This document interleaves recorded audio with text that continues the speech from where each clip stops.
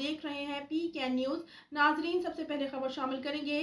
Gujranwala electric power company چندہ قلعہ سب division STO اور recovery team پر بااثر افراد کا تشدد۔ گیپکو انجینئر اینڈ آفیسرز ایسوسی ایشن کی مداخلت پر تھانہ صدر پولیس نے ملزمان کے خلاف مقدمہ درج کر لیا۔ سردار بلال شوکت کی رپورٹ کے مطابق STO گیپکو چندہ قلعہ سب ڈویژن اظہر رسول باجوہ ریکوری ٹیم کے ہمراہ شبیر گجر سے گیپکو کی بل کے مد میں ریکوری کے لیے پہنچے تو ملزم شبیر گجر نے گالم گلوچ شروع کر دی، اسلحہ کے زور پر ہراساں کیا اور عملے کو بدترین تشدد کا نشانہ بنایا۔